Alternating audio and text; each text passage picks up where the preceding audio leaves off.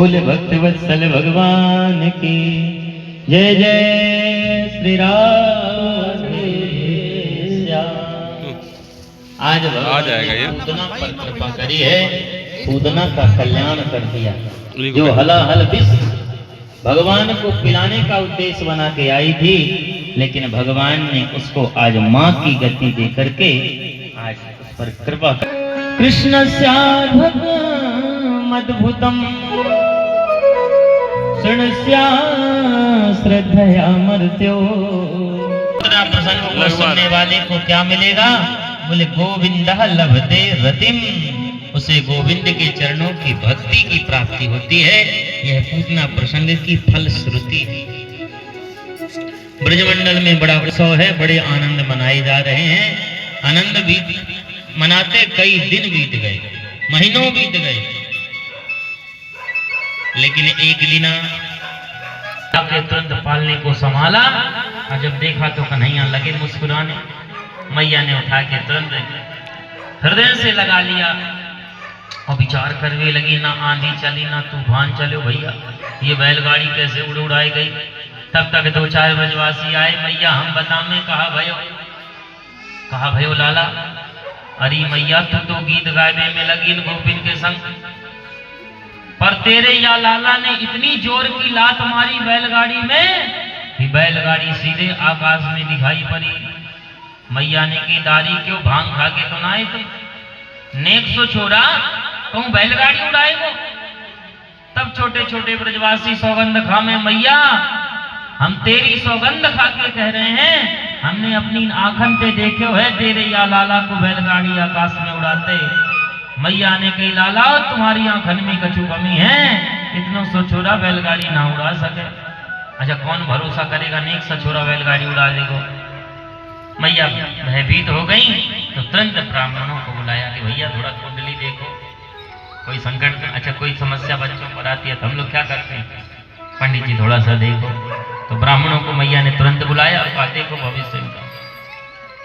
जो ब्राह्मणों ने देखा मैया को लगे समझाने, रही मैया तूने कब चिंता ना करे, ऊचुरव्या वसिदातीना गोपान गोपिश्च बालका रुदता तेन पादेना चित्त में तन्न संशय। अरे मैया ने कल संशय ना कर, क्यों? क्योंकि तेरे छोरा के ऊपर कोई संकट नहीं है। अच्छा महाराज, तो ब्राह्मणों ने कहा इसके ऊपर कोई संकट नहीं है, ये बड़े बड़े दुष्टों के लिए संकट बन करके आया है, इसलिए तू चिंता का त्याग कर आराम से रह। तब भगवान मैया को थोड़ी सांत्वना मिली। अब महाराज थोड़े दिन और बीते। एक दिन माँ यशोदा भगवान को थोड़े और बड़े हो गए तो गोद में लिए आंगन में स्तनपान करा रही थी। तो जब थोड़ी देर हो गई तो भगवान को मैया थोड़ी उछालने लगी तो भगवान किलकारियां भरे। इसी बीच भगवान ने देखा कि एक तृणावर्त नाम का दैत्य आया, तिनका उड़ाता हुआ चक्रवात का रूप लेकर के। आपने देखा हो गर्मी में गोल गोल चक्कर लगाते हुए, ऐसे तिनकों को उड़ाता हुआ वह तृणावर्त आया। भगवान ने देखा तो पहचान लिया, पर भगवान ने सोचा क्या किया जाए। तो भगवान ने यहाँ की लीला रची है। भगवान ने अपना वजन बढ़ाया। माँ गोद में लेके स्तनपान करा रही थी तो भगवान ने अपना वजन बढ़ाया। और कितना वजन? गरिमाणम शिशो बोड़ो नसे गिरी कूटवत भूमौ निधायतम गोपी विस्मिता भार पीड़िता। गरिमाणम शिशो बोड़ो नसे गिरी कूटवत। मैया को लगने लगा कहीं मैंने कोई पहाड़ तो ना उठा रहा, इतने वजन बिहारी जी है गए। पर मैया को बड़ा आश्चर्य हो, इतना भारी कैसे हो गया लाला ने एक सी देर में। तो मैया को लगता है लाला दूध ज्यादा पी गया, स्तनपान करा रही थी तो मैया को भ्रम हुआ, लगता है दूध ज्यादा पी लिया इसलिए भारी हो गया। अब बताइए कहीं दूध पीवे में छोरा भारी होता। पर विस्मिता भार पीड़िता, मैया को ऐसा विस्मय हुआ तो मैया ने सोचा क्या करें। मैया ने सोचा थोड़ी देर उछलेगा, कूदेगा, खेलेगा आंगन में तो दूध पच जाएगा, हल्का हो जाएगा। ये सोच के मैया ने ठाकुर जी को आंगन में छोड़ो और मैया अंदर को चली गई। इतनी देर में तृणावर्त ने मौका पाया और भगवान को जल्दी से उठाया, अपने पीठ पर बैठा लिया और आकाश मार्ग में उड़ने लगा। अब तो भगवान पूरे ब्रज का दर्शन कर रहे हैं। भैया ब्रज दर्शन, ठाकुर जी सोचा लीला करनी है इस ब्रज में तो क्यों ना थोड़ा सा निहार लिया जाए। तो भगवान पूरे ब्रज का दर्शन अवलोकन किए। लेकिन जब ब्रज से मथुरा की ओर ले जाने लगा, गोकुल से मथुरा की ओर लेके जाने लगे, तब भगवान ने पुनः लीला की और भगवान ने पुनः अपना वजन बढ़ा दिया। अब की बार इतना वजन बढ़ाया कि तृणावर्त को भी संशय हो गया। तृणावर्त सोचने लगा कहीं जल्दी जल्दी में काला पत्थर तो नहीं उठा लाया मैं, नेक सो छोरा इतना भारी तो ना है सके। भगवान ने कहा धन्य है भैया, मेरे भक्त पत्थर में भी मेरा दर्शन करते हैं। है में पत्थर में मेरा दर्शन करते हैं और इस दुष्ट को देखो कि मुझ में ही पत्थर का दर्शन कर रहा है। भगवान ने सोचा इसकी बड़ी मति जड़ है तो इसका जड़ से ही कल्याण करते हैं। भगवान ने पकड़ी गर्दन और गर्दन दबाई, भगवान ने नीचे को ले आके पटक दिया। तमंतरिक्षम भरितम शिलायाम विसिद्ध सर्वा वैभव करालाम, ले जाके भगवान ने एक पत्थर में उसके सिर को दे मारा। सो गोविंदाय नमो नमः, बोल बांके बिहारी लाल की। जो ब्रजवासियों को पता चला सो सब ब्रजवासी मैया यशोदा के साथ भागे। और जब जाके देखा तो भयंकर वह दुष्ट तृणावर्त की मृत्यु हो चुकी है, कन्हैया वहीं प्रेम से बैठे हुए हैं। तब मैया यशोदा ने बड़ी सुंदर बात कही, आज मुझे ज्ञान हो गया कोई किसी को नहीं मारता। क्यों? क्योंकि हिस्त्रः सुपापेन विहिंसितः कला साधु समत्तेन भयात् विमुच्यते। जो पापी लोग होते हैं उनका पाप ही उनका विनाश कर दिया करता है। देखो नेक से छोरा को या दुष्ट ने लेके भाग्यो, लेकिन इसके पाप ने ही इसका अंत कर दिया। तो यही बात माँ यशोदा कहना चाहती है कि पापी अपने आप मर जाते हैं और साधुओं की रक्षा स्वयं ठाकुर जी कर दिया करते हैं। बोल भक्त वत्सल भगवान की जय जय श्री राधे श्याम। अब थोड़ा दिन और बीता तो भगवान 1 साल के हो गए। लेकिन मथुरा में बैठे वसुदेव जी रोज एक दिन गिनते थे, आज मेरा लाला इतने दिन का हो गया, आज इतने महीना का हो गया, आज पूरे 1 साल का हो गया। तब वसुदेव जी के मन में विचार आया कि पता नहीं नंद बाबा ने छोरा को नामकरण संस्कार करे हो कि ना करे। तो गर्गाचार्य से प्रार्थना किया कि महाराज जी आप जाइए ब्रज में और हमारे छोरान को नामकरण संस्कार करके आइए। तब गर्गाचार्य जी मथुरा से चले। लेकिन जैसे ही नंद भवन के समीप पहुंचे, नंद बाबा ने गर्गाचार्य जी को देखा सो दौड़ के गए, चरणों में गिरे। महाराज बड़ी कृपा करिए, आप पधारे, कैसे आना हुआ आज अचानक से? गर्गाचार्य जी ने कहा महाराज अपना तो एक ही काम है, कुंडली देखना, नामकरण संस्कार करना, पूजा पाठ, ये तो काम ही है पंडितों का। याद आ गया, अरे महाराज अपने घर में छोरा अपन ने तो नामकरण ना करे। देखिए 1 साल के है गए ठाकुर जी, भाई नामकरण संस्कार ना है। और हम लोग क्या करते हैं? अच्छा नामकरण भी एक संस्कार है, 16 संस्कारों में एक नामकरण संस्कार भी है जो ब्राह्मणों के द्वारा कराया जाता है। पर आजकल लोग मनमुखी हो गए हैं, जो मनाया वो ही नाम रखना। नाम ज्योतिष गणना के अनुसार रखा जाता है, जन्म नक्षत्र के हिसाब से नामकरण निकाला जाता है। लेकिन आजकल क्या है, बोले जो मन में आए वही नाम रख लिया। छोरी छोरा बाद में हो, नाम पहले धरने में। छोरी होगी सो ये नाम रखेंगे और छोरा होगा सो फलान नाम रखेंगे। पर नाम का विधान है। नंद बाबा ने गर्गाचार्य से प्रार्थना किया, महाराज जी हमारे घर में छोरा है, आप कृपा करके नामकरण संस्कार करिए। तो गर्गाचार्य जी ने कहा नामकरण संस्कार तो कर देंगे, पर कहीं कंस को पता चल गया तो समस्या खड़ी हो जाएगी। नंद बाबा ने की चिंता न करो महाराज, आप चुपचाप नामकरण संस्कार करो। तो गौशाला में ले जाके गर्गाचार्य जी को बैठाया और तुरंत जाके यशोदा को सावधान करी, यशोदा बहुत विद्वान ब्राह्मण मथुरा से पधारे हुए हैं, जल्दी छोरन को तैयार करो, नामकरण संस्कार कराना है। लेकिन जो रोहिणी ने गर्गाचार्य जी का नाम सुना तो सावधान हो गई, क्योंकि रोहिणी गर्गाचार्य जी के विषय में जानती थी कि बहुत विद्वान ब्राह्मण हैं। रोहिणी ने यशोदा को सावधान किया, ये बहुत विद्वान ब्राह्मण है, मथुरा में इनका नाम चलता है। यशोदा ने कहा अच्छा ऐसी बात है क्या, चलो ऐसी बात है तो आज इनकी परीक्षा ही ले लेते हैं। कैसे लोगी? तो दोनों माताओं ने अपने अपने छोरन को श्रृंगार करो, पर जब गर्गाचार्य जी के निकट जाने लगी तो दोनों ने छोरन की अदला बदली कर ली। यशोदा के लाला को रोहिणी ने ले लिया और रोहिणी के यशोदा मैया, और दोनों जाके गर्गाचार्य जी के सन्मुख विराजित वहीं। पर जो गर्गाचार्य जी ने निहारा गोविंद को, आए तो थे नामकरण संस्कार करने पर अपना ही नाम भूल गए कि हम कौन हैं और कहां बैठे हैं, और ठाकुर जी को निहारे ही जा रहे हैं। मैया यशोदा को लगा हो सकता है महाराज जी नाम विचार रहे होंगे, पर महाराज जी न हिले न डुले, न आंख पल के नीचे हो न ऊपर हो, जहां की तहां पलके रुक गई। 10-20 मिनट तक तो इंतजार किया, हो सकता है बाबा जी कुछ सोच रहे हों, पर आधा घंटा 1 घंटा बीत गया, पलके नीचे ऊंचे नहीं। वहीं मैया को लगा ये बाबा ठिकाने लग गया, लगता पकड़ के जोर से ला रहे महाराज जी मेरा ही घर मिला था जाए को। महाराज जी सावधान आ गए, मैया चिंता न कर, हम तो तेरे छोरा को नाम विचार रहे। अरे महाराज जी मुंह खुद लगे तुम ठिकाने लग गए, या नाम के चक्कर में तुमने तो मुंह को चक्कर में डाल दियो। अब जल्दी से महाराज आप इन लाला को नामकरण कर दो। तब गर्गाचार्य जी सावधान भये, और तब यशोदा की गोद की ओर दृष्टि पड़ी। यशोदा की गोद की ओर देखते ही कहते हैं अयम ही रोहिणी पुत्रो रमयन सुहृदो गुणै, आख्यास तेरा मैती बलाधि क्या बलम विदु। अरे मैया ये जो तेरी गोद में छोड़ा है ना, ये तेरा नहीं है।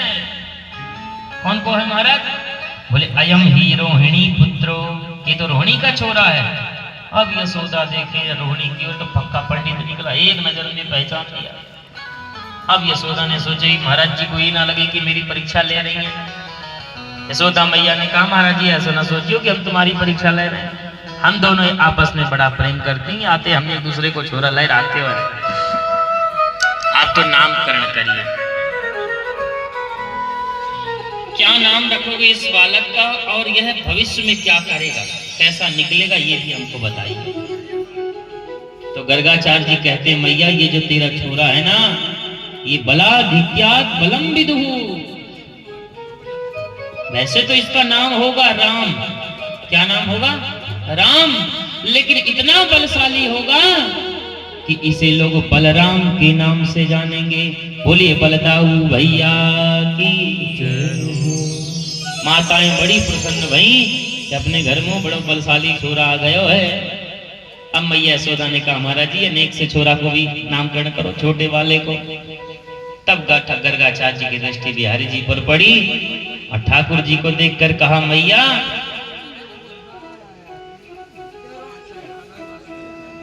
या छोरा के एक आध नाम हो, 2-4 नाम हो, 10-20 नाम हो तो बतला दूंगा। या के नाम ते तो पूरो गोपाल सहस्त्र नाम भरो करे है, या के नाम ते पूरो विष्णु सहस्त्र नाम भरो करे है। 1-2 नाम नहीं है तो कितने हैं? बहुनी संति नामानि रूपाणी चा सुदस्सते गुण कर्मानु रूपाणी तान्य हम वेद नो जना। हमारी छोड़ो, वेद भी इसके नाम का बखान नहीं कर सकते हैं। क्यों? क्योंकि बहुनी संति नामानि, इसके बहुत सारे नाम हैं। अच्छा महाराज इतने नाम हैं? अच्छा ये बताओ ये काम क्या करेगा, ये भी बलशाली निकलेगा कि नहीं? तब गर्गाचार्य जी कहते हैं महाराज ये बलशाली तो बाद की बात है, लेकिन ये 1 नंबर का चोर निकलेगा। जो मैया ने सुना सो सावधान है कि महाराज जी जी का कह रहे। मेरे घर में तो कोई कमी ना है, लाखों गैया, सब व्यवस्था बढ़िया, फिर ये काहे को चोरी करेगो? गर्गाचार्य जी कहते छोटा मोटा चोर नहीं, ये चौराग्रगण्यम, चोरों का सरदार बनेगा, सबसे आगे यही रहेगा। अच्छा महाराज क्या चुराएगा? तो ठाकुर जी क्या चुराते हैं? नहीं बता रहे हैं आप लोग? माखन सही में चित्त, सच कहें चित्त चुराते हैं, चित्त। ठाकुर जी माखन तो बाद में चुराए, पर असली काम तो बिहारी जी का चित्त चुराना है। माखन तो एक बहाना है, पर गोपियों के चित्त को चुराना है। अरे श्याम माखन चुराते चुराते क्या करते थे? अब तो दिल भी चुराने लगे हैं। श्याम माखन चुराते चुराते, श्याम माखन चुराते चुराते, अब तो दिल भी चुराने लगे हैं। श्याम माखन चुराते चुराते, श्याम माखन चुराते चुराते, अब तो दिल भी चुराने लगे हैं, अब तो दिल भी चुराने लगे हैं। अरे माखन चोर भगवान की।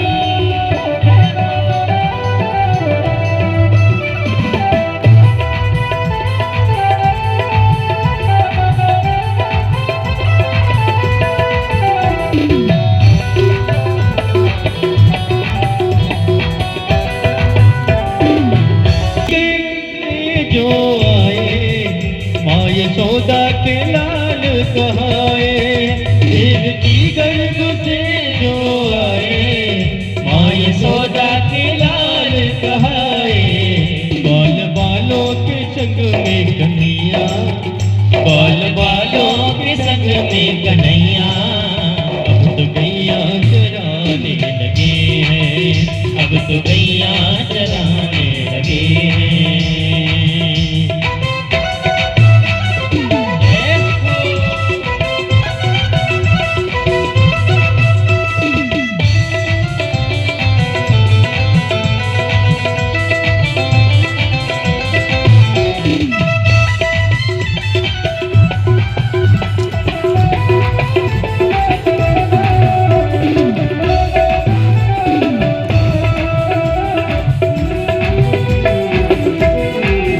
दीन बंधु जमाने के दाता, संत भक्तों के हैं वो विधाता। दीन बंधु जमाने के दाता, संत भक्तों के हैं जो विधाता। दया लेकर शरण कान्हा की, चुराते चुराते, श्याम माखन चुराते चुराते, अब तो दिल को चुराने लगे हैं, अब तो दिल भी चुराने लगे हैं, अब तो दिल भी चुराने लगे हैं, अब तो दिल भी चुराने लगे हैं, अब तो दिल भी चुराने लगे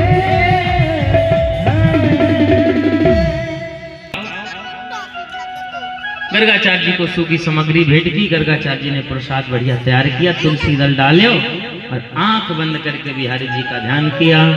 तुदीयमस्तु गोविंद तुभ्यमेव समर्पये, ग्रहण सन्मुखो भूत्वा प्रसीद परमेश्वर।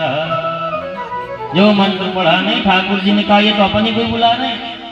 ठाकुर जी घुटवन परियन चले और आकर के जो भोग लगाना शुरू किया नहीं, तब तक गर्गाचार्य जी के नेत्र खुले और गर्गाचार्य जी ने देखा कि ये तो बिहारी जी पा रहे हैं, यशोदा को लाला ही पा रहे हो। तुरंत यशोदा को आवाज लगाई, अरे यशोदा देख तेरे छोरा ने सब जूठा कूठा कर दिया, अब अपन ना पाए। मैया ने हाथ जोड़ा, महाराज क्षमा करें, बालक के अपराध है, आप पुनः प्रसाद बनाइए। गर्गाचार्य जी ने फिर से प्रसाद तैयार किया और फिर तुलसी डाल डाल के फिर लगे मंत्र पढ़ने। ठाकुर जी ने कहा बड़ा खतरनाक महात्मा है, पहले तो तुलसी डाल डाल डाल के बार बार हमको बुलावे, और जब पहुंच जावे तो मैया भी डांट लगवाए। ठाकुर जी ने किया होएगी सो देखी जाएगी, प्रसाद तो पाएंगे।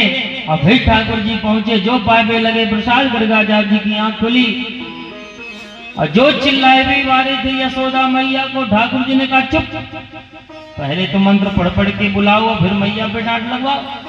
जो ठाकुर जी का दर्शन किया, गोद में बिठा लिया, परमानंद प्रकट हो गया। अपने हाथों से बिहारी जी को भोग लगाए हुए लगे, प्रभु हमको का बता। और जानते सब कुछ थे, पर वो असली रूप देखना चाहते थे। इसी बहाने तो भगवान का दिव्य रूप का दर्शन किया। तब मैया यशोदा ने देखा कि महाराज जी अपने हाथ से पवा रहे। यशोदा मैया ने कहा महाराज जी भांग का गोला तो नहीं खा लिया आपने? क्यों? अरे अभी जूठा किया तो फिर से बनाए, और बना के खुद ही खवा रहे, लो खाओ। गर्गाचार्य जी ने कहा मैया तेरा बालक साक्षात भगवान, भगवान ने दाढ़ी पकड़ के खींच दी, बाबा गड़बड़ ना करे, तुम तो चले जाओगे, कल से हमको मैया अलमारी में बैठा देगी। ये जो मैया को पता चल गई कि हम भगवान हैं तो फिर हमारी दुर्दशा है जाएगी, हम महाराज। तब गर्गाचार्य जी ने शब्द बदले, अरे मैया बालक तो भगवान को स्वरूप होए, याते कोई बात ना है। इतना कह के भगवान से विदा लेके गर्गाचार्य जी मथुरा की छोर चले गए। अब ठाकुर जी 1 साल से ऊपर के है गए हैं, थोड़ा थोड़ा चलना आता है, कभी चलते हैं कभी गिरते हैं, कभी घुटनों के बल चलते हैं। 1 साल का बालक थोड़ा थोड़ा चलना जानता है, कभी गिरेगा फिर थोड़े थोड़े घुटनों के बल चलेगा। तो भगवान भी ऐसे चलते हैं। कालेन ब्रजताल्पेन गोकुले राम कृष्णयो जानुभ्याम सह पाणिभ्याम रिंगमाणा विजघनतु। जानुभ्याम सह पाणिभ्याम, हाथ और जानु अर्थात पांव के सहारे भगवान चलते हैं। और आज तो गजब ही कर दिया, गुडवन के सहारे चलते भाई ठाकुर जी गौशाला में पहुंच गए। और गोकुले राम कृष्ण यो, अकेले नहीं, साथ में राम अर्थात बलदाऊ भैया और कृष्ण दोनों गौशाला। जो गौशाला में गोबर का दर्शन किया, गोबर को देखा, ठाकुर जी ने कहा भैया चलो आज गोबर गोबर खेलते हैं। कैसे खेलोगे? आज शरीर में गोबर लगाते हैं। बलदाऊ भैया ने के दाढ़ी के इतनो बढ़िया मैया ने सजायो है, मोर मुकुट बनायो है, सुंदर सी पीतांबरी पहनाई है, ये गोबर लगाएंगे क्यों? ठाकुर जी ने कहा तुमको नहीं लगाना तो मतलब अपन तो लगाएंगे। और भगवान ने गोबर उठाया और पूरे शरीर में गोबर का लेपन कर लिया, पूरे गोबर गणेश बन गए। और जो मैया ने आए के ठाकुर जी को दर्शन किया, मैया ने कहा तुम सो करोसी गजमासी पूतरे। क्यों रे पूत लाला, तू पूरा जन्म को सूकर तो नहीं है? सूकर है का पूरा जन्म को? इतना बढ़िया सजाए और तुम ऐसे काम नहीं करे। भगवान मुस्कुरा के बलदाऊ भैया की ओर निहारने लगे। भैया देखो मैया बिल्कुल सही पहचान रही है। क्या पहचान रही है? बोली 24 अवतारों में एक अवतार हमारा, 12 अवतार भी तो है, मानो 12 अवतार का स्मरण कर रही है। बोलिए 12 भगवान की। मैया भगवान को लेके गई, पुनः स्नान करायो। लेकिन सुखदेव जी कहते परीक्षित भगवान के अंग प्रत्यंग में चाहे गोबर लग जाए चाहे मिट्टी धूल लग जाए, लेकिन भगवान की सुंदरता कम नहीं होती। हम आप लोग तो सजते संवरते हैं, क्रीम पाउडर लगाते हैं, तब जाके नेक आज सुंदर से दिखे। लेकिन ठाकुर जी कैसे भी हैं, धूल मिट्टी में भी हमारे ठाकुर जी अच्छे लगते। पंकाभिषिक्ता सकला वयम विलोक्य, हर हाल में ठाकुर जी की सुंदरता कम नहीं होती है। और इस भाव को रसखान जी ने बड़ा सुंदर अवलोकन किया है कि भगवान के शरीर में धूल मिट्टी जब लग जाती है तब भगवान कैसे दिखते हैं। कि धूल भरे अति शोभित श्याम जो, ऐसी बधी सिर सुंदर चोटी, खेलत खात फिरत अंगना, पग पैजनी बाज बाजत पीर कछोटी। वाछवि को रस खान बिलोकत, बारिति बार कला निधि कोटि। अरे काग के भाग को का कहिए, हरि हाथ सुले गयो माखन रोटी। भगवान की लीला बड़ी सुंदर है। यहां पर बड़ा सुंदर भाव देते हैं रसखान जी कि जब जब भगवान अवतार लेते हैं, काकभुसुंडी जी आते हैं साथ में भगवान के, काहे के लिए? जूठन पाने के लिए। तो राम अवतार में तो भगवान जब दशरथ जी भोजन कराते थे तो थोड़ा सा हाथ में लेके, मुट्ठी में लेके कभी भात चले जाते, दधियोदन, कभी कभी कपड़ों में जो लगा रहता उसी को ले जाके बाहर झाड़ देते थे। काकभुसुंडी जी को भगवान की जूठन मिल जाती। लेकिन जब भगवान कृष्ण अवतार लिए तो फिर आगे काकभुसुंडी जी। भगवान ने कहा तुम क्यों आए हो? काकभुसुंडी जी ने कहा आपका जूठन पानी। भगवान ने कहा इस बार नहीं मिलने वाला। उस बार तो राजा के बेटे थे इसलिए मिल जाता था, पर इस बार हम खुद दूसरों का जूठा खाने आए हैं, इसलिए इस बार तुमको नहीं मिलने वाला। काकभुसुंडी जी कहते राजी राजी नहीं दोगे तो छीन लेंगे। तो वही भाव यहाँ पर प्रकट कर रहे हैं, काग के भाग को का कहिए, हरि हाथ सुलह गो माखन रोटी। जब मैया यशोदा माखन रोटी भगवान को हाथ में दे देती हैं तो भगवान आंगन में घूम घूम के खेल खेल के खाते हैं, और काकभुसुंडी जी को मौका मिलते ही हाथ से छीन करके और उड़ जाते हैं। तो भगवान बिलख बिलखते हैं, रोते हैं।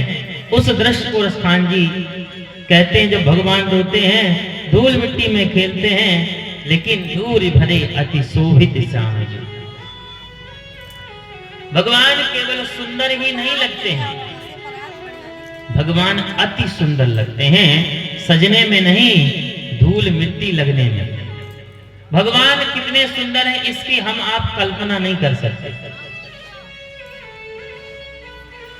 इतने सुंदर हैं हमारे बिहारी जी। तो सुंदर भगवान की लीलाएं चल रही हैं, भगवान थोड़े और बड़े हो गए। अच्छा, अब भगवान छोटे थे तब तो गोपियां गीत गाने आती थी, और गीत गाने के बहाने बिहारी जी का दर्शन करती और लौट जाती। अब हो गए हैं ठाकुर जी 1 साल से बड़े, अब गीत गाना बंद हो गया है। अब किस बहाने भगवान का दर्शन हो? तो गोपियां नए नए बहाने लेके आती हैं। कभी दूध के बहाने आती हैं, कभी छाछ के बहाने आती हैं, कभी दही के बहाने आती हैं, और इसी बहाने भगवान का दर्शन करके चली जाऊंगी। एक दिन एक गोपी भगवान का दर्शन करने के बहाने छाछ लेवे को आई। छाछ जानते हैं आप लोग? मट्ठा। मट्ठा लेवे के बहाने आई, पर आंगन में आके बाने देखे कि भगवान दोनों पैरों के बीच में एक सुंदर सी माखन मटकी रख रखती है, और भगवान आज एक हाथ से नहीं, आज तो दोनों दोनों हाथों से माखन को खा कम रहे हैं, बिखेर ज्यादा रहे हैं। मुख से लेकर के उदर तक भगवान के माखन फैला हुआ है। ऐसे सुंदर रूप को जब उस गोपी ने निहारा, गोपी के मन में भाव प्रकट हो गया, हे ठाकुर, क्या कभी आप मेरे घर में भी ऐसे माखन खाओगे जैसे अपने घर में खाते फैलाते हो? कभी मेरे घर भी ऐसे माखन खाओगे? भगवान ने गोपी को मन ही मन कहा, चिंता न कर, कल से ही शुरू कर देंगे, अजो दूसरो दिन भयो ना है। भगवान जितने छोटे छोटे बाल गोपाल थे सबको इकट्ठा किया और सबसे कहा, भैया चलो आज से अब कुछ खेल शुरू कर देते हैं। ब्रजवासी, नन्हे नन्हे ब्रजवासियों ने कहा, क्या खेलोगे? भगवान ने कहा, चलो चोरी चोरी खेलते हैं। चोरी? अरे लाला, तेरे घर में कौन सी कमी पड़ गई जो चोरी करेगो? भगवान ने कह रहे, मित्रों, धन संपत्ति की चोरी ना करनी तो बोले चलो आज से माखन की चोरी करेंगे, मिश्री चुराएंगे, दूध दही चुराएंगे। ब्रजवासी ने, तेरे घर में लाखों गैया और फिर तो कमी पड़े? भगवान ने कही, मेरे को कोई कमी ना है, पर या श्री दामा मधुमंगल को देखो, सूख सूख के 1.5 हड्डी के है गए। क्यों? क्योंकि गैया चरा में ब्रज के ग्वाला, और दूध दही को आनंद ले मथुरा के ग्वाला। सब बेचा में गोपियां मथुरा ले जाएंगे। इसलिए हम गैया चराएंगे, हम ही दूध दही खाएंगे। आज से एक भी नहीं जाएगा मथुरा। ब्रजवासी ने कहा भैया अपने बस की बात ना, हम कबू चोरी वोरी ना सिखाया हमारे मैया बाप ने। कन्हैया ने कि हमें कौन सी हमारी मैया ने चोरी सिखाई। अच्छा एक बात कहें, बुराई ऐसी चीज है जिसे सीखना नहीं पड़ता। सीखना पड़ता है क्या? किसी को बताइए कहीं ऐसे कोई विद्यालय है जहां चोरी करना सिखाया जाता हो, झूठ बोलना सिखाया जाता हो, बेईमानी करना सिखाया जाता हो, गद्दारी करना सिखाया जाता हो? कहीं ऐसा एक भी विद्यालय है? बताइए। जिन चीजों से मनुष्य का पतन होता है उन चीजों को सिखाया नहीं जाता, वो अपने आप सीख जाता है। जैसे आप लोग अनुभव करेंगे, कुएं से जल को खींचना हो तो क्या करना पड़ेगा? रस्सी बाल्टी के माध्यम से मेहनत करना पड़ेगा, तब जाके ऊपर तक आएगा। अब पानी को नीचे पहुंचाने के लिए क्या करना है? थोड़ी सी बाल्टी में धक्का मार दो, अपने आप पानी नीचे चल, उसमें कोई प्रयत्न नहीं करना पड़ेगा। तो पतन के कार्यों में कोई प्रयत्न नहीं करना पड़ता, लेकिन ऊर्ध्व यानी उद्धार के कार्य में मेहनत तो करनी पड़ेगी। जैसे पानी को ऊपर लाने के लिए मेहनत करनी पड़ती है, ऐसे उद्धार के लिए बहुत प्रयत्न करने पड़ते हैं, लेकिन पतन के लिए कोई प्रयत्न करने की आवश्यकता नहीं पड़ती। स्वतः जी पतन के कार्य सीख जाता है। तो भगवान ने भी कहा भैया चोरी सीखने की चीज नहीं है, सब शुरू करो अपने आप आ जाएगा। कहां से शुरू करें? बोले अपने घर से श्री गणेश करो। अब सब अपने अपने घर गए, सबने चोरी कर। कछु तो सफल रहे, पर कछों की अच्छी भली पिटाई भई। जो पिट के आए वो हाथ जोड़े, कन्हैया आज ते तेरे चक्कर में परवे वाले ना भैया खामों का कुट गए। भगवान ने कही नरे दारी क्यों, एक काम दियो, मैंने वाऊ में पिट के आ गए, चलो आज से मैं तुम्हें चोरी करना सिखाऊंगा। और भगवान ने एक सुंदर सा मंडल बनाया, बाल गोपाल चौर विद्या प्रचार मंडल, अपनी मंडली का नाम रखा। और घर घर जाकर भगवान चोरी करना शुरू कर दिए। और बड़ी सुंदर भगवान की ये माखन चोरी की लीला है। सुखदेव जी महाराज बड़ा सुंदर वर्णन करते हैं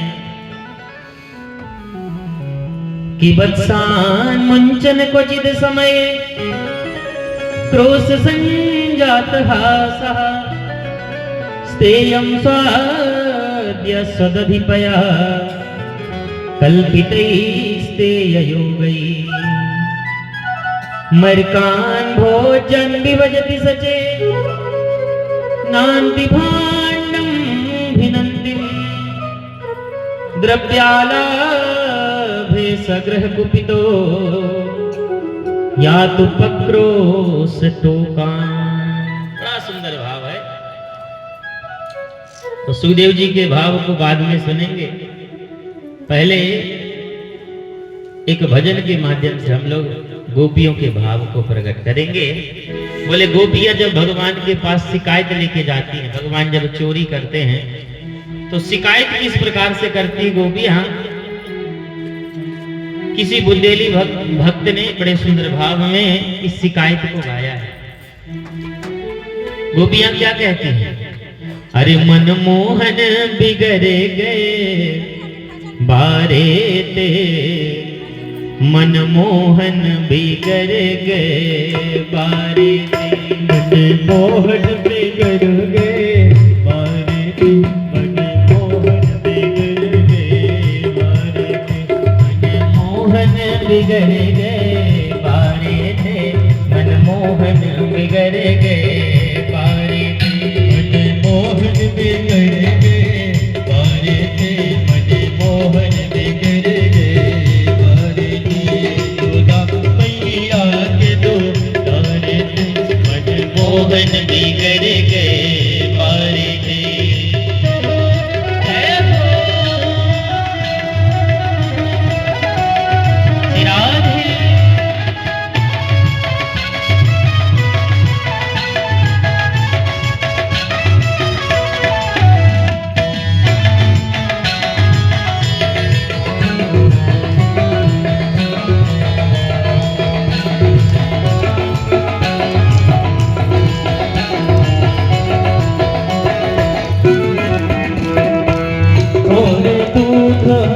दही के लाने, मोरे दूध दही के लाने, मोरे दूध दही के लाने, मोरे दूध दही के लाने। घर घर मिलन लगाए, घर घर मिलन लगाए, मनमोहन बिगड़ गए वाले, मनमोहन बिगड़ गए वाले, मनमोहन बिगड़ गए वाले।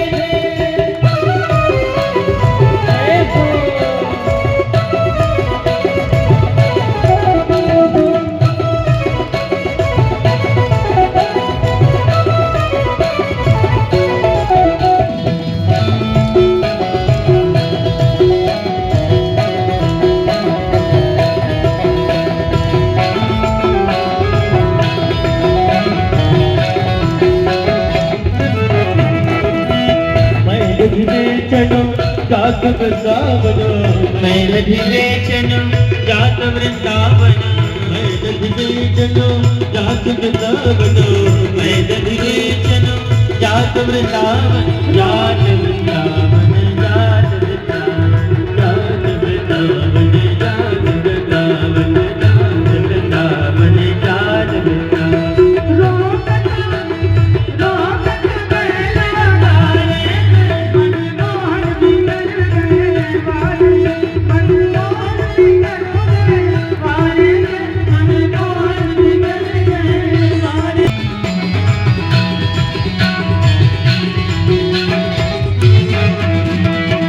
मटकी फोड़ मोरी पैया मरोड़ी, मटकी फोड़ी मोरी पैया मरोड़ी, मटकी फोड़ मोरी पैया मरोड़ी, मटकी फोड़ी मोरी पैया मरोड़ी, पैया मरोड़े मोरी पैया मरोड़े, पैया मरोड़ी मोरी पैया मरोड़ी। मेरे चूनर, मेरे चूनर पार किनारे, मनमोहन बिगड़ गए वाले, मनमोहन बिगड़ गए वाले, मनमोहन बिगड़ गए वाले।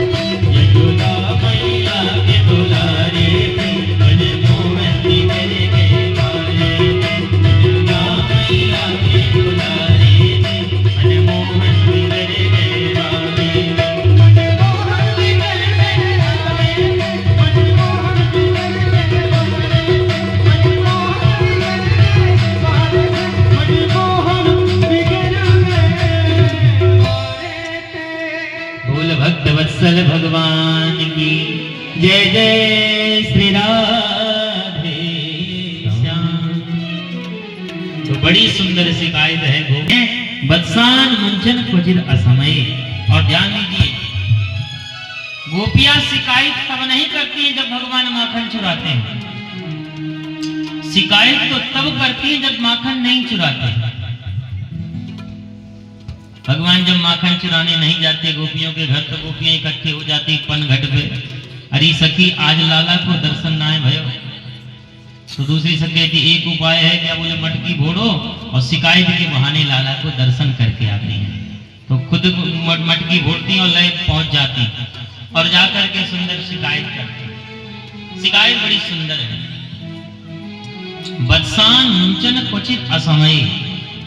गोपियां कहती है मैया ये तेरा छोरा बहुत बिगड़ गया है। क्या कर दिया? बोली हमारे घर आता है, जितने बछड़े हैं सब खोल के भाग जाता है। मैया ने क्या अच्छी बात है, तुम गाय दुहने जाती होंगी तो लाला सोचते होगे नेक सी सहायता कर दूं। तो गोपियां कहती क्वचित असमय, जब गाय दुहने जाती तब नहीं खोलता है। अरे हम लोग सो के उठ नहीं पाती है, सुबह सुबह जाता बछड़ों को खोल के भाग आता है।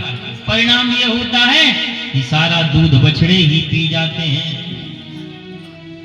मैया कहती अच्छा ऐसा करता है, तो डांट क्यों नहीं देती हो तुम? तो गोपियां कहती हैं क्रोश संजाता सा। अरे मैया जब भी इसको डांटने हम लोग चाहते हैं, डांटने के लिए आती हैं, लेकिन जब इसको देखती हैं, इसकी मुस्कान को देखती हैं, तो इसकी मुस्कान में ऐसा जादू है कि हमारा सारा क्रोध ही समाप्त हो जाता है। फिर इसको हम कुछ बोल ही नहीं पाते। मैया कहती है तुम डांट नहीं सकती तो फिर एक काम करो, एक ही उपाय है, अपनी जो मटकी है उसको संभाल के रखो, और दूसरा उपाय बोले तुम्हारे घर माखन चोरी करने आए तो चोरी करने से पहले माखन की मटकी दे दो, खा ले और जितना खाए उससे 2 गुना मुझसे ले जाओ। भाई 1 मटकी खाए 2 मटकी ले जाओ, 4 खाए तो 8 ले जाओ। तब एक गोपी कहती मैया ऐसी कोई बात ना है, हमने सोची चोरी काय को करे कि लाला को बैठा लियो, चोरे तो नहीं आ, जे धरी मटकी खा ले जितना माखन खानो, चोरी को चक्कर छोड़। तो तेरो कन्हैया कहने लगो चोरी गोपी तैने मोह को भिखमंगा समझ रखो है का कि मेरे घर में माखन की कमी तो मोह को माखन दिखाई रही है। तो मैंने कही चोरे लाला जब तेरे घर माखन की कमी ना आए तो फिर घर घर चोरी कर तो गाय को फिरे। तब कन्हैया ने कही सखी तो को पतो ना है चोरी के माखन में ही आनंद आवे वैसो अच्छो ना लगे, याकू तो चोरी को ही माखन अच्छो लगे वैसे माखन तो याकू भावे ही ना है। मैया ने कहा अच्छा ऐसी बात है तो चोरी करके खान दो, कितनों खाए तो 1 मटकी दो।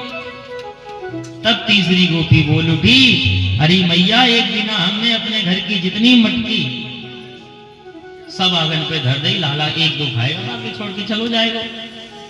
पर जाने जब मटकी देखी तो अकेले ना आयो, ब्रज के पूरे ग्वाल वालन ने इकट्ठो कर लायो, खूब माखन खाया। और जब माखन खत्म ना भयो तो ऐसी आवाज निकाली कि पूरे ब्रजमंडल के बंदर ही टूट पड़े, और बंदरन ने खूब माखन लूटो खूब खाया। पर इतने में माखन जब खत्म ना भयो तब तुम महाराज उठा के लगे पटके, देखो भैया कितना सड़ा सड़ाया माखन है, कोई ना खा रहो या माखन है। खुद खाए, वालन ने खिलायो, बंदरन ने लुटायो, और अंत में वाई सड़ो सड़ायो बताए कि फिर भगाई के भाग गए। बोल भक्त वत्सल भगवान की। मैया कहती ऐसे उत्पातन ने मचावे तो एक काम करो तुम अपने दही दूध ने माखन ने छीके पे धरो। तब एक गोपी बोलती है मैया हमने छीके पे उधर के देख लियो। कहा भयो? बोले एक दिन हमने अपनी मटकी छीके पे रखी पर कन्हैया आयो 2-4 चोरन ने लेके 2-4 ने नीचे खड़े करे और बाकी ऊपर खुद चढ़ के मटकी नीचे उतार ले। मैया ने कि और ऊपर रखो। कितनों ऊपर रखे? तो एक तो कहती हमने मटकी को पेड़ पे ही टांग दी। फिर कहा भाई, तब एक गोपी कहती है मैया जाने कहां से बड़ा सा बांस का डंडा उठा लाया और मटकी तो पेड़ पे ही लटकी, नीचे से मारो डंडा सो नीचे मारा, पूरा माखन नीचे आ गया, मटकी ऊपर के ऊपर ही रह गई। मैया कन्हैया के लीलन ने सुन के बड़ी प्रसन्न है अंदर ही अंदर। पर मैया ने कहा मैं ऐसे ना मान देवारी, मेरो इतना भोलो सो छोरा, जब कन्हैया की ओर निहारे तो नेको भरोसा ना हो, इतना भोरो सो चेहरा कि मैया को नेको भरोसा ना हो कि ये छोरा ऐसे काम नहीं कर सके। मैया ने की झूठे तुम आरोप ना लगाओ मेरे लाला पे, ऐसे कोई काम बात ना है, और यदि है तो पकड़ के दिखाओ। गोपियां ने कहा ठीक है, कभी मौका लगा तो पकड़ के दिखा दूंगी। सब गोपियां भाग गई। तब मैया कन्हैया को लगी समझाए, चोरे छोरा तू चोरी करे? कन्हैया ने कहा बिल्कुल ना। तो अच्छा ये झूठ बोलने? बोले सब 1 नंबर की झूठी, ये जितनी गोपियां सब 1 नंबर की झूठी हैं। मैया ने कही वो तो मोह बधू है बेटा कि मेरे घर में हरिश्चंद्र ने जन्म ले राखो है, पर बेटा काउ दिन पकड़ो गए तो तेरी खबर लाऊंगी। मैया से कन्हैया कह रहे ना ना हम कैसे काम में ना कर, पर कन्हैया मानते कहा, क्योंकि गोपियों की अभिलाषा होती थी कि ठाकुर जी हमारे घर का प्रसाद पावे। गोपियां जब दधि मंथन करती तो दधि मंथन करते समय भगवान को याद करती, हे बिहारी जी जल्दी आओ माखन को पाओ। तो भक्तों की आवाज तो भगवान को सुननी पड़ती, सो दूसरे दिन फिर पहुंच गए। पर गोपियों ने अब की बार भी विचार किया कि मैया को पकड़ के दिखाएंगे। गोपियों ने सुंदर व्यवस्था करी। पर एक गोपी का सुंदर वृतांत यहाँ सुखदेव जी वर्णन किए कि एक गोपी के घर जैसे ही ठाकुर जी पहुंचे, वह गोपी ने सोची आज पकड़ना है ठाकुर जी के। व्यवस्था कैसी करी? बोले वहां ने अपनी मटकी छीके पे धरी और वहां के ऊपर एक पानी को कटोरा रख दियो भर के, और वह मटकी में एक घंटी भी बांध दी कि हाथ लगाएगो नहीं हिलेगो सो घंटी तो बजेगी, पानी तो नीचे गिरेगो और साथ के साथ नीचे ही खटिया डाल के पड़ गई कि हाथ लगाएगा तो मामला तो जब पता ही चली जाएगा। पर भगवान की लीला, जैसे गोपी लेटी से वाकई नींद लग गई, सोई गई। भगवान पहुंचे मंडी लेके, बढ़िया मौका है भैया। ब्रजवासी ने की खतरा मोल मत लो, पकड़ेगा इसको बहुत कुटाई होगी। ठाकुर जी ने की चिंता ना करो। कहा कैसे नहीं करोगे? तो 8-10 छोरन को खड़िया के बराबर चारों तरफ से खड़ो करो, वहां के ऊपर 6-7, फिर 4-5, फिर 2-3 और सबसे ऊपर बिहारी जी। धीरे से पानी का कटोरा नीचे और घंटी से हाथ जुड़का, देवी जी आज नहीं बजना है तुमको। घंटी ने कहा हम तो बजेंगे। क्यों बजोगी? बोले जब तक घंटी नहीं बजती तब तक भोग। हम लोग लगाते हैं ना भोग, क्या करते हैं? टन टन टन टन टन टन। अच्छा क्यों घंटी बजाते हैं पता है? क्यों बजाते हैं? नहीं पता? सब बजाते हैं, हम भी बजा देते हैं। भोल भक्त वत्सल भगवान की। आपने देखा होगा जो घंटी होती है उसके ऊपर गरुड़ बने रहते हैं, किसी किसी घंटी में शेष बने रहते हैं। तो गरुड़ और शेष, इनका काम क्या है? ये बड़े बड़े वेदज्ञ हैं, ये ज्ञानी हैं, और हम लोगों को कुछ आता नहीं है। तो हम लोग क्या करते हैं? बोले ये काम गरुड़ जी को दे देते हैं, आप भगवान के सेवक हो, हमारी बात भगवान तक पहुंचाओ। उस घंटी के माध्यम से केवल हल्ला करने के लिए घंटी नहीं बजाई जाती, उस घंटी के माध्यम से वेद मंत्रों के द्वारा, जैसे गरुड़ जी भगवान के निकट रहते हैं, ऐसे घंटी के माध्यम से हम भगवान तक अपना संदेश पहुंचाना चाहते हैं। या तो गरुड़ जी कहते हैं कि आप मंत्र पढ़ो, हम आरती उतारते हैं, आप मंत्र पढ़ो, हम भोग लगाते हैं। तो घंटी का मतलब यह है। भगवान ने कहा तो हम बिना घंटी की भोग लगाएंगे, तुम शांत रहो। घंटी ने कहा ठीक है, ऐसी बात है तो आज नहीं बजेगा। भगवान ने माखन धीरे से निकाला, सब ब्रजवासी को बढ़िया खवाया। अब अंत में भगवान ने सोचा कि नेक्स्ट हम चकले में जो ठाकुर जी ने निकाल के माखन मुंह में धरा नहीं कि घंटी टन टन टन टन टन टन टन टन, भूल गई कि मुझे नहीं बजना है। घंटी भूल गई कि मुझे बजना नहीं है। अब जितने नीचे ब्रजवासी छोरा थे सब निकल के भाग गए और ठाकुर सी धम्म सिन्हा गोपी के ऊपर जाए गिरे। बोल बांके बिहारी लाल की। तेरे चोरी करवे नांगे गोपी ने की दारी के कैसे कैसे करके हमने तो को पकड़ो छोड़वे के काजे थोड़ी। अब गोपी भगवान को लेकर के मैया यशोदा के पास जाए लगी। भगवान का हाथ पकड़ा, घर के बाहर लेके निकल गई। और जैसे बाहर निकली सो बूढ़े बाबा सामने थे आए भाई दिखाई पड़ गए, सो घूंघट लगा लिया। अच्छा हमारे ब्रज में आज भी बड़ी सुंदर परंपरा है, बूढ़ी बूढ़ी माताएं भी लंबा लंबा घूंघट लगाती हैं। कई लोग कहते हैं महाराज ये सब पुरानी परंपरा है, पुराने खायरात के लोग हैं, फालतू को मुंह ढक के घूमे। देखिए माताएं जो मुंह सिर ढकती हैं, क्यों ढकती हैं? इसके कई कारण हैं जो हमको बढ़िया लगता है, हम बताते हैं। पहला बोले हर व्यक्ति की दृष्टि एक सी नहीं होती है। कुछ लोगों की दृष्टि अच्छी भी होती है, कुछ लोगों की दृष्टि बुरी भी होती है। तो बुरे लोगों की दृष्टि कुदृष्टि ना पड़े हमारे ऊपर, इसलिए माताएं अपने आप को ढक के रखती है। दूसरा एक कारण जो और अच्छा है, कई लोग कहते हैं पुरुष लोग क्यों नहीं ढकते, ये माताओं के लिए क्यों है ऐसा? हम बताएं। देखिए जो कीमती वस्तु होती है उसको छिपा के रखा जाता है। सोने को कहां रखते हो? तिजोरी में नहीं, तिजोरी के अंदर तिजोरी जो होती है उसके अंदर एक लाख के अंदर लाख। अच्छा लोहे को कहां रखते हो? घर के बाहर कोने पे डाल दो। तो माताएं कौन है, बहन कौन है? बोले ये सोने के समान है। और हम भाई लोग बोले लोहे हैं, ये कहीं भी पड़े रहते हैं। बोल भक्त वत्सल भगवान की जय जय श्री राम। तो आज इस गोपी ने घूंघट लगाया, जो कन्हैया को लेके चलने लगी। तब तक मोहल्ला में एक छोरा की दृष्टि पड़ी, कन्हैया को कहां खींच के ले जा रही है। भाग के वो वाला आयो, कन्हैया के कान में चोरे, ये गोपी तो को कहां ले जा रही है। भगवान को आ रहा था गुस्सा, आज टूट जाएंगे। भगवान ने कहा ये गोपी मेरो ब्याह करवावे ले जा रही है, वाह छोरा लगी सही में ले जा। अच्छा कन्हैया तो ब्याह ना करनो का? बोले ना यार नहीं को इच्छा ना है हमारी ब्याह करवे। तो वहां ने कहा सुकर मेरो ब्याह करा दे, तेरो तुझे ना करनो मेरे क्या। अच्छा ब्याह करेगो? बोले हाँ। तो ठीक है चलो आप पीछे पीछे।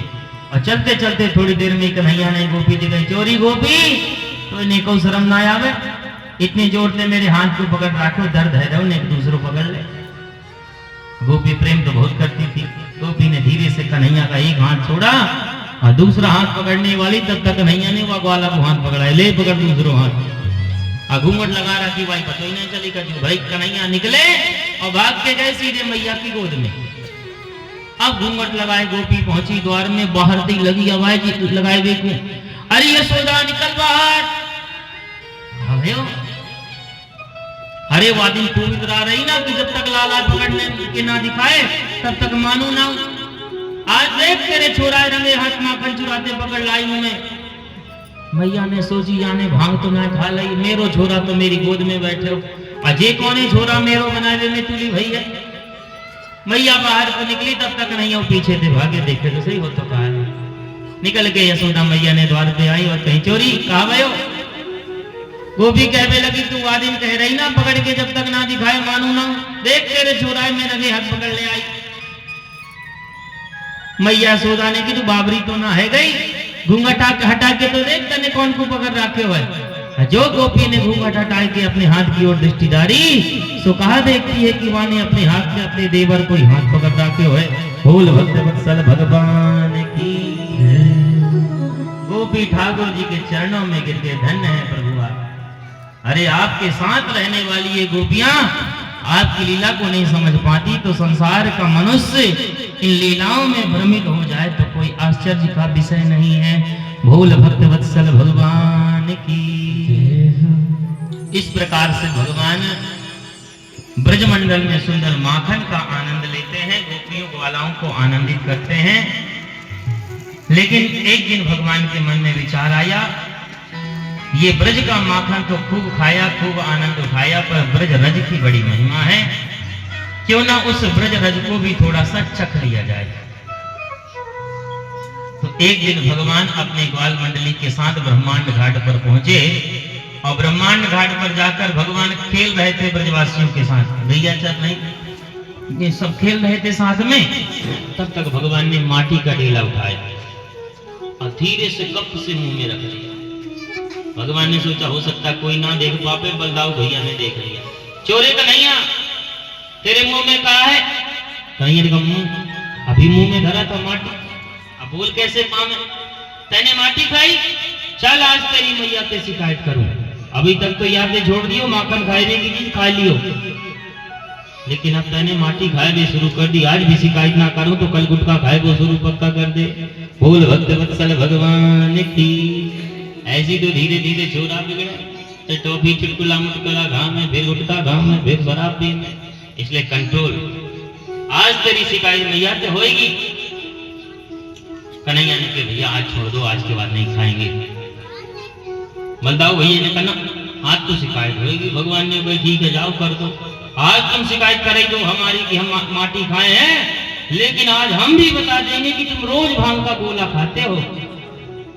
बलदाऊ भैया समझ गए मेरे को पहले कुटवा देगा, क्योंकि इसने आज ही माटी खाई, हम तो गोला तो रोज ही खाऊंगा। भैया तू मेरी मत कहियो, मैं तेरी ना कहूं। पर ब्रजवासियों से रहा नहीं गया। अब ब्रजवासियों ने जाकर के शिकायत कर दी, अरे मैया आज तेरे लाला ने माटी खाई। मैया ने सुना तो आश्चर्य में हो गई, दिन दिन बिगड़ रहा है। चोरे लाला तूने माटी खाई? भगवान ने मना कर दिया कि ना हम भक्षितवानम्बः सर्वे मिथ्याभिशंसिनः यदि सत्य गिरस्तरिहि समक्षम पश्मे मुखम। ना हम भक्षितवान अम्बः, हे अम्बा हमने माटी बिल्कुल भी नहीं खाई है। तो क्या भगवान ने माटी नहीं खाई थी? खाई थी ना, फिर क्या भगवान झूठ बोलते हैं? क्यों? देखिए भगवान क्या कहना चाहते हैं कि मैया तू जिस माटी की बात कर रही ना वो माटी हमने खाई नहीं है। ये माटी की तू व्याख्या करती है, पूरा ब्रह्मांड हमने इसी मुंह से निकाला है। ऐसी कोई तत्व बाहर का है नहीं जो हमने अंदर किया हो। ये जितना संसार देख रही हो ये सब इसी मुंह से निकला है। नहीं है भरोसा तो अब ही देख लो। अब मैया इस भाव को समझ नहीं पाई। मैया ने कहा खोल मुंह, और जो ठाकुर जी ने मुंह खोला नहीं सो भगवान ने पूरा ब्रह्मांड अपने मुख मंडल में ही दिखा दिया। नदी पहाड़ पर्वत जो दिखाई पड़े, मैया तो आश्चर्य में भर गई। मैया को लगने लगा ये कहीं भगवान तो नहीं है। हाथ जोड़ करके स्तुति करने लगी। स्तुति कर न जाय भय माना, जगत पिता मैं सुत करी जाना। मैया को लगा पक्का यही भगवान है। अब भगवान को लगा हो गई गड़बड़। मैया हाथ जोड़ने लगी। भगवान ने कहा मैया कछु दिखो। मैया ने कही लाला तू कछु की बात करे, यहाँ में तो सब कछु है। पूरो नदी पहाड़ पर्वत सब आई मुंह में धरे हुए। मैया ने कन्हैया ने कही मैया तेरी बुढ़ापे की आंखें ये चकनाचौंध खाए गई होंगी, मेरे मुंह में कहां थे नदी पहाड़ बाबरी है गई का। फिर से देख। तब तक भगवान ने योग माया को अंतर ध्यान किया और अब की बार जब ठाकुर जी ने मुंह खोला तो कुछ नहीं दिखा। मैया ने की लाला तू ठीक कह रहे हो, तेरे मुंह में तो कछु ना है, मेरी आंखन में गड़बड़ी है। भूल भक्त वत्सल भगवान की जय जय श्री राधे श्याम। इस प्रकार से भगवान माटी की लीला को यहाँ पर किए हैं। तत्पश्चात एक बड़ी सुंदर लीला का वर्णन श्री सुखदेव जी महाराज करते हैं कि मैया यशोदा ठाकुर जी की सेवा नित्य अपने हाथों से किया करती थी। और यह सिद्धांत भी है अपने बच्चों की सेवा अपने हाथ से ही करना चाहिए। आजकल लोग इतने बिजी हो गए हैं कि बच्चों की सेवा के लिए भी नौकर चाकर रख देते हैं और वो भूल जाते हैं कि हम नहीं कर रहे हैं तो ये भी नहीं करने वाला, ये भी नौकर ही रख देगा। भाई जैसे करोगे सबके लिए नौकर रखिए पर बच्चों के लिए बिल्कुल नहीं। तो भगवान कई दास दासियां थी, ऐसा नहीं कि दास नहीं थे, दासी नहीं थे। सब दासियों को मैया ने काम में लगाया और ठाकुर जी के माखन के लिए अपने हाथों से दधि मंथन करने लगी कि एकदा गृहदासी सु यशोदानंद गेहिनी के बाद लगेगा 56 लोग कर्मांतर निर्यासु निर्ममंथ स्वयं दधि का मंथन करने लगी मैया यशोदा। लेकिन दधि मंथन की आवाज कन्हैया के कानों पर पहुंच गई। भगवान की नींद टूटी और भाग करके आए सवेरे सवेरे। कन्हैया पकड़ लिए मथानी, मैया बहुत भूख लगी, दे कछु खाए देखो। मैया ने देखा झांक के अभी मटकी में माखन तो आया ही नहीं है। तो मैया ने भगवान को कन्हैया को गोद में उठाया और स्तनपान कराने लग गई। लेकिन स्तनपान करते करते ठाकुर जी ने मैया यशोदा से कहा मैया एक बात बता कि तोको दूध ज्यादा प्यारो लगे कि दूध ज्यादा प्यारो लगे। अच्छा मैं ज्यादा प्यारा लगता हूँ कि ये दूध तेरे को ज्यादा प्रिय लगता है। मैया ने कह रहे लाला दूध तो सामान्य सी चीज है, तू तो मेरो पूत है, तू तो मेरो लाल है, तू तो मेरी जान है। ये सब बातें कह ही रही थी तब तक मैया की दृष्टि चूल्हे की ओर पड़ गई और चूल्हे में दूध उफनता हुआ दिख गया। जो उफनते दूध को देखा ठाकुर जी को गोद से नीचे धरा और दौड़ पड़ी दूध बचाए को। कन्हैया ने कहा देखो कितनी झूठी है। अवई मोते कह रही कि पूत प्यारो नेक दूध उफन तो देखो भैंसो पट्ट मोये फेंक के भाग गई। इतना जोर को क्रोध आया, भगवान ने उठाई पत्थर और जितने घर में ददिया सास के जमाने की पुरानी मटकी धरी सब ठिकाने लगा दी। पूरे आंगन में दूध दही की कीच मचाई गई। अब फोड़ तो दिया पर अब डर लगने लगा, अब पक्का मैया मारेगी। तो पूरे आंगन में दूध दही की कीच मची गई है।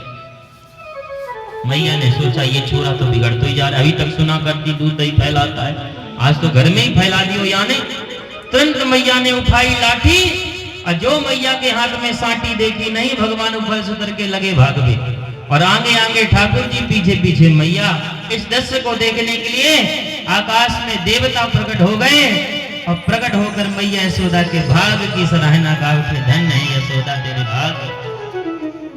अरे जिसके भय से पूरा संसार भयभीत रहता है, सूर्य जिसके भय से चलते हैं रहते हैं, वायु जिसके भय से चलती रहती है निरंतर, आज वही तेरे भय से भाग रहा है। ऐसा कौन सा पुण्य किया था तूने? मैया यशोदा कहती है लाला रुक जा। कन्हैया कहते नाना तू मोको मारेगी। मैया कहती ना ना ना तो को मारूंगी ना। अच्छा मारेगी नहीं तो फिर मेरे पीछे काय को भागे? तो मैया कहती लाला ना आज तेरी ना मोको पूजा करनी है। अच्छा मैया पूजा करेगी? और ठाकुर जी को तो पूजा कराने की आदत। पूजा के चक्कर में भगवान निकट आ गए और जो मैया ने हाथ पकड़ के लाठी उठाया नहीं, भगवान समझ गए ये तो जेवारी पूजा करवे वाली लगे रोए। तो मैया को दया आ गई। मैया ने सोचा मारना कूटना ठीक नहीं है, पर थोड़ा सा दंड देना उचित है। तो ऊखल में चढ़ के ठाकुर जी माखन लुटा रहे थे, इसलिए मैया ने ऊखल से ही भगवान को बांध दिया। सोचा थोड़ी देर बंधा रहेगा तब तक मैं माखन निकाल लेती हूँ। इधर माखन ले देखो मैया गई, तब तक भगवान ने दूसरी लीला रच दी। भगवान उखल में बंधे बंधे आगे बढ़े। आंगन में दो यमलार्जुन के वृक्ष थे, तो भगवान वृक्षों के बीच से निकले तो उखल अटक गया। लेकिन भगवान ने इतनी जोर से झटका मारा कि दोनों वृक्ष उखड़ करके धराशायी हो गए और उसमें से सुंदर सुंदर दो पुरुष निकल पड़े, जिनका नाम था नलकूबर और मणिग्रीव। ये दोनों एक बार एक सरोवर में निर्वस्त्र स्नान कर रहे थे। मदिरा पान करके मदांध होकर वहां से नारद जी निकले, फिर भी ये मदिरा के नशे में वस्त्र को धारण नहीं किया। तो नारद जी को क्रोध आ रे दुष्टों, तुम जड़ की भांति खड़े हो, इसलिए मैं तुम दोनों को श्राप देता हूं कि जाओ तुम दोनों जड़ ही बन जाओ। सारा नशा उतर गया, श्राप लगते ही चरणों में गिर गए। महाराज क्षमा करो, हमारे अपराध को क्षमा कर दो। संत नारद को दया आ गई। नारद जी ने कहा कोई बात नहीं, श्राप दिया हूं तो वृक्ष तो बनोगे, लेकिन तुम्हारा उद्धार स्वयं ठाकुर जी करेंगे। आज दोनों का उद्धार किया, तो दोनों वृक्ष से निकल पड़े और भगवान की स्तुति गाने लगे। बड़ी सुंदर स्तुति गाई है कि बाणी गुणानुकथने श्रवणौ कथाया हस्तौ चकर्म सुदृशा मन पादयोर्ना। अपनी स्तुति में नलकूबर मणिग्रीव कहते हैं वाणी गुणानुकथने, हे ठाकुर जी हम पर कृपा कर दीजिए। क्या कृपा?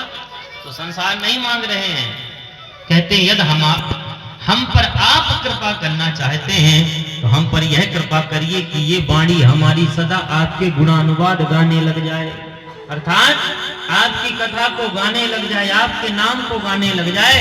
हमें आप ऐसा वरदान दीजिए। और हस्तौ च कर्मसु, ये हमारे हाथ कर्म तो करें लेकिन सदा सत्कर्म करें, अच्छे काम करें, ये हमारे हाथों को आशीर्वाद दीजिए। और बोले हमारे पैरों को ऐसा आशीर्वाद दीजिए ये सदा तीर्थों में रहें, संतों का दर्शन करें तीर्थ जा जा करके। ऐसा सुंदर आशीर्वाद मांगा। ये हमारा सिर सदा संतों के चरणों में, भगवान प्रभु आपके चरणों में झुका रहे, ऐसा वरदान दीजिए। भगवान ने कहा तथास्तु, ऐसा आशीर्वाद दिया। दोनों अंतर ध्यान हुए और जब दोनों अंतर ध्यान हो गए तब जाके वृक्षों के गिरने की आवाज आई। अभी तक कोई आवाज नहीं थी। जब वृक्ष गिरे तब नंद बाबा मैया यशोदा भागे, भाग करके आए। नंद बाबा एकदम से भयभीत हो गए, लेकिन उस भय को प्रकट नहीं किया, क्योंकि बच्चों के सामने यदि भय को प्रकट करो तो बच्चे और ज्यादा भयभीत हो जाते हैं। तो अंदर तो भय लगा पर बाहर प्रकट न किया। तुरंत नंद बाबा गए और भगवान को उखल से मुक्त किया और लाकर मैया के गोद में दिया। मैया से कहा इनको अंदर ले जाओ। तुरंत ब्रजवासियों की मीटिंग लगाई, सबको बिठाया और कहा भैया अब हम इस गोकुल को छोड़ देंगे। कहाँ जाओगे? नंद बाबा ने कहा इसलिए तुम सबको बुलाया है, तुम सब बताओ कहाँ चलना चाहिए। यहाँ तो नहीं रहेंगे, क्योंकि जब से लाला ने जन्म लिया तब से कोई ना कोई संकट बनो ही रहे। तो नंद बाबा के भाई उपनंद, उन्होंने कहा महाराज हमने एक बड़ा सुंदर जगह देख रखा है। कौन सी जगह? कि वृंदावनम नाम पशप्यं नवकाननम गोप गोपी गवां सेव्या पुण्याद्रिविरुधम। एक बड़ा सुंदर वन है, वन तो बहुत है लेकिन वनम वृंदावनम नाम, एक वृंदावन नाम का बड़ा सुंदर वन है। पशप्यम नवकाननम, बड़ा सुंदर वन है और बोले गोप गोपियों के रहने लायक बड़ा सुंदर है, गैया भी चरा सकते हैं और वह तुलसी का अद्भुत वन है। और वह वन किसके लिए है? बोले सच में है तो बांके बिहारी का अपना घर, पर वो घर भगवान ने अपने भक्तों को दे रखा है। किसके लिए? ये वृंदावन बिहारी जी ने किसको दे रखा है? हम सब भक्तों को रहने के लिए। वस्तुतः ये भगवान का अपना घर है। कि प्रेम की पिपास देख देख निज प्रेमियों को, प्रेम का समुद्र सीमा तोड़ के बहाया है। भावुक रसीले जन निराश न होंगे अब, कामना की पूर्ति है तो कल्पतर लगाया है। वृंदावन जटित चारु चादर बिछाई जहां, भांति प्रतिभांति कुंज कुंज से सजाया है। भारत का भूषण तिलक तीनों लोगों का, अरे भक्तों के वास हेतु वृंदावन बनाया है। ये वृंदावन कोई सामान्य नहीं है। बोले भारत का भूषण तिलक तीनों लोग, हमारे भारत का यह आभूषण है और 3 लोग का तिलक है। और किसके लिए? बोले भक्तों के वास हेतु वृंदावन बनाया है। भगवान ने अपने भक्तों के लिए वृंदावन का सुंदर निर्माण किया है। तो कौन कौन वृंदावन गए? हाथ उठाइए एक बार। अच्छा, आप भी घूमाए? वाह। पीछे वाले कुर्सी वाले तिवारी जी घूमाए? तो एक बार और चलेंगे। अभी तन से गए, एक बार मन से चलते हैं। आइए भाव से। बोल वृंदावन बिहारी लाल की। लागे वृंदावन को, लागे वृंदावन को, लागे वृंदावन को दीदी को, आले मोहे लागे वृंदावन, आले मोहे लागे वृंदावन को, लागे वृंदावन को, लागे वृंदावन को दीदी को, आले मोहे लागे वृंदावन को, आले मोहे लागे वृंदावन को।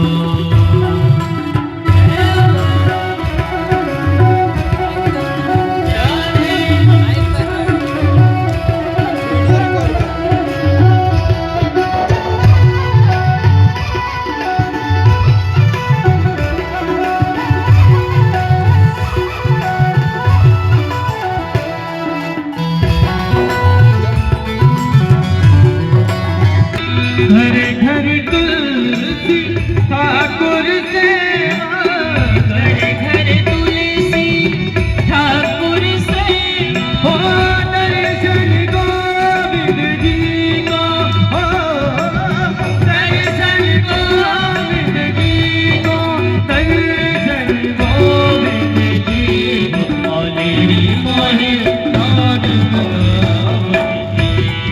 आलेरी मोहे लागे वृंदावन को।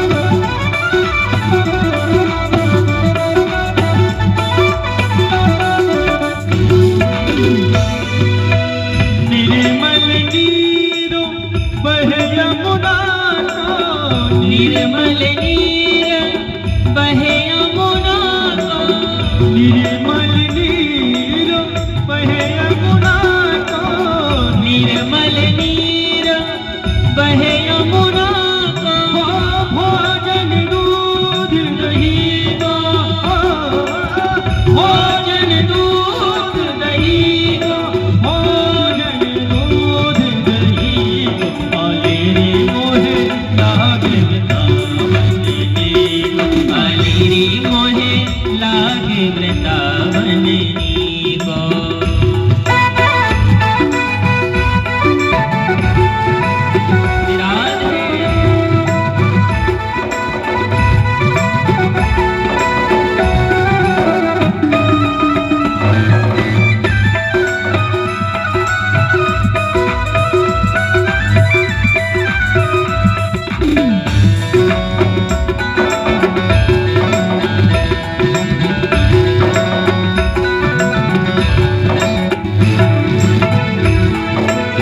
कुंजन कुंजन फिरत राधिका, कुंजन कुंजन फिरत राधिका, कुंजन कुंजन फिरत राधिका, कुंजन कुंजन फिरत